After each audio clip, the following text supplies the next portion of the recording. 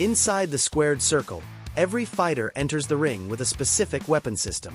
But throughout the entire history of modern boxing, the sport has been divided into two polar opposite philosophies: the cult of speed and the church of power.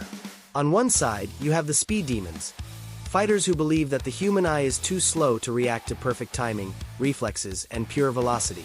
On the other side, you have the heavy hitters, men who believe that no matter how fast you dance, a human skull cannot withstand the impact of a devastating, well-placed power punch.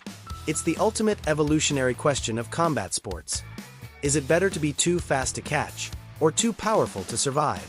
Today, we are going deep into the physics, the dark psychology, and the historic battles that define this eternal war, using the greatest examples from both the golden era and the modern game. Grab your gloves, because today we are answering once and for all, which one truly rules the ring? Speed or power? Let's begin our journey by breaking down the philosophy of absolute speed. In the world of boxing, there is an ancient, unwritten rule. The punch that knocks you out is almost never the hardest punch. It is the punch you didn't see coming. This is where speed becomes lethal. When we talk about historic speed, the conversation always begins with the greatest of all time, Muhammad Ali. In his prime, Ali's movement was poetry in motion. He didn't rely on brute force. He relied on physics, reflexes, and timing. He would stand directly in front of dangerous punchers, slip their best shots by a millimeter, and counter before they could even pull their hands back. Fast forward to the modern era, and you see this exact genetic trait in a fighter like Ryan Garcia. Love him or hate him, Ryan possesses some of the fastest hands the sport has ever seen. His signature left hook is thrown with such velocity that the human eye can barely track it on screen.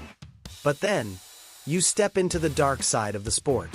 Enter the domain of the power puncher. If the speed fighter is a surgeon with a scalpel, the power puncher is a demolition crew with a wrecking ball. Men like Mike Tyson and Gervonta Tank Davis were blessed with something that cannot be taught: devastating, bone-crushing power. Mike Tyson once perfectly summarized the psychology of this matchup when he said, "Everyone has a plan until they get hit in the mouth." And he was absolutely right. For a speed fighter, perfection is required for all 12 rounds. You have to dance, you have to slip, you have to stay focused for 36 minutes. But for a heavy hitter, they don't need to be perfect for 12 rounds. They only need to be perfect for one single second. Look at Mike Tyson in his prime. He didn't just hurt his opponents. He broke their will before the fight even started.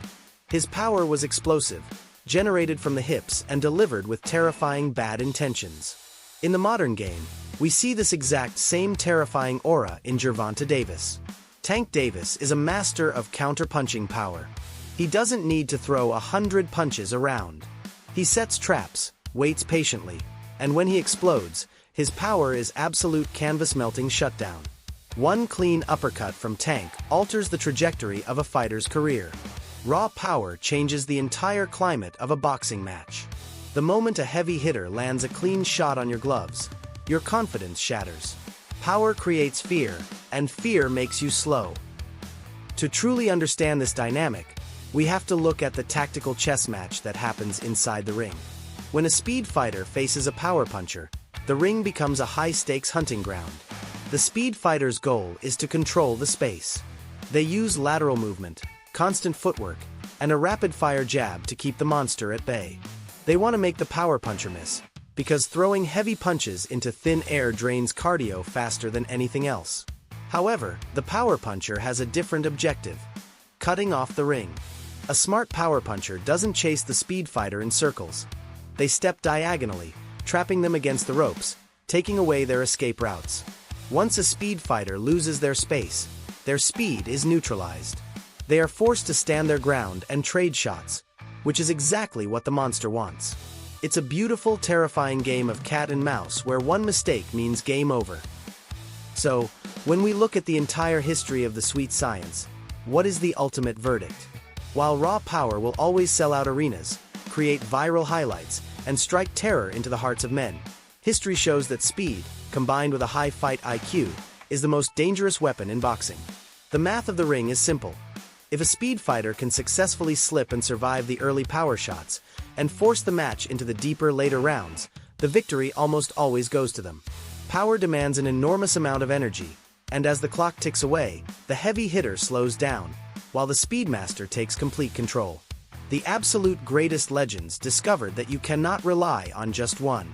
Tyson had incredible speed along with his power. Ali had devastating power when he chose to sit on his punches. But if you have to choose just one supreme attribute to build a fighter from scratch, speed gives you the keys to drag your opponent into deep waters and control the destiny of the fight. But now, the ultimate choice belongs to you. If you were stepping into the ring tomorrow for the biggest fight of your life, which superpower are you taking? Do you want the lightning hands of Muhammad Ali and Ryan Garcia? Or do you want the devastating, bone-shattering power of Mike Tyson and Gervonta Davis? Drop your vote in the comments right now. Team Speed or Team Power? If you love deep boxing analysis and historic breakdowns, smash that like button, subscribe to the channel, and turn on notifications so you never miss a fight. Until next time, keep your guard up, and see you in the ring.